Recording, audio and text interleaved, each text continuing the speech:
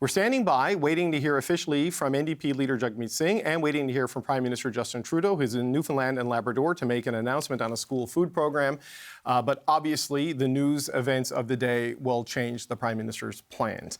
We're standing by to take you all that live. We're going to bring in reaction from various party insiders and some pollsters. But joining me now here in the Power and Politics studio is our chief political correspondent, Rosemary Barton. So, Rosemary, there's been rumblings throughout the spring and throughout the summer that this might be revisited, maybe updated, maybe changed in the fall. But here it is, ended. What's your reaction to this? Yeah, a little bit surprising, frankly. There was a conversation happening around the cabinet retreat last week about the state of the deal.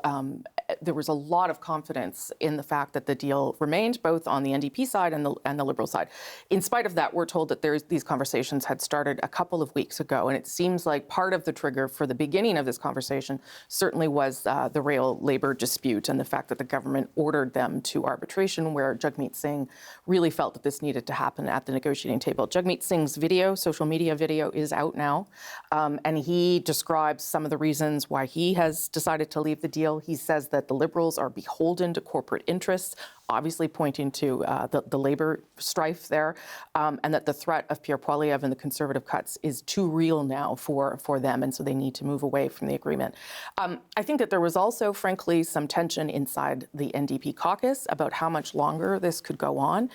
If we are, say, 13 months away from an election, 12 months away from an election, they need to start distinguishing themselves, obviously, from the government. There's a difference between getting all this stuff passed and trying to take credit from it versus being able to compare and contrast yourself to the Liberal government. Okay, I'm told we have the video that Jagmeet Singh has put on his social media platforms. We're going to play that for you now. Jagmeet Singh ending the supply and confidence agreement with the Liberals. Today, I notified the Prime Minister that I've ripped up the supply and confidence agreement. Canadians are fighting a battle for the future of the middle class.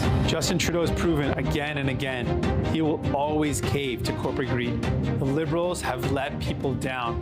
They don't deserve another chance. There is an even bigger battle ahead. The threat of Pierre Poilievre and Conservative cuts from workers, from retirees, from young people, from patients, from families. He will cut in order to give more to big corporations and wealthy CEOs. The fact is, the Liberals are too weak, too selfish, and too beholden to corporate interests to fight for people. They cannot be the change. They cannot restore the hope. They cannot stop the Conservatives, but we can. In the next federal election, Canadians will choose between Pierre Poilievre's callous cuts or hope. Hope that when we stand united, we win. That Canada's middle class will once again thrive together. In Canada, we take care of our neighbors. That's who we are. I've embraced that value my whole life. I'm running for Prime Minister because together we can and will stop Conservative cuts. We can deliver relief and restore hope, fix healthcare, build homes you can afford, stop price gouging. It's always impossible until it isn't. It can't be done until someone does it. If we're together, nothing is impossible. And we won't let them tell us it can't be done.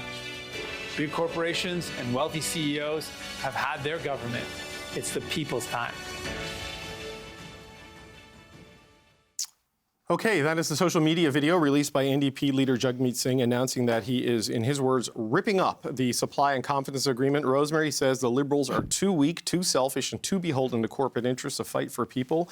They cannot be changed. They cannot restore the hope. They cannot stop the Conservatives. The next election will be a choice between Jagmeet Singh and the Democrats and Pierre Poilievre and the Conservatives. Interesting move, interesting characterization of the Liberals, and an interesting attempt to frame the choice in the next election, whenever it comes. I mean, really, perhaps the kickoff to the campaign, right? Whenever that happens, because certainly this doesn't mean that we're in it, we're headed to an election imminently, but it could happen sooner than maybe we are expecting, which is October of next year. They will evaluate now, I guess, on a case-by-case basis when money bills come up, confidence votes come up, what they plan to do. I guess what has to be the part to look at here, that they are going to have to convince Canadians to be believed, is that they've just come to this realization about the Liberals in the past 24 hours or 2 weeks or whatever it is, because they were comfortable in this agreement for 2.5 years. It gave not only stability to the minority government, but it also gave them some of the things that they wanted. Remember, that agreement had very clear expectations, and some of those things have been reached or are about to be reached. So the government fulfilled its part of the deal, in my view, whether it be dental care, the beginning at least of pharmacare, whether it be the anti-replacement workers legislation, whether it be housing accelerator. There are a lot of elements to this deal the government has nailed down. I don't see the NDP walking away from things that are in progress. So bringing the government down, for instance, before pharmacare has been sort of put to bed, or the election bill for that matter. But the to-do list was essentially over. And now, as you point out, the defining part, which will lead to the election campaign, begins. But these new criticisms of the Liberal Party are very much just new, right? And that's what they'll have to convince Canadians of, that they've suddenly realized that this government is not the one that they were supporting.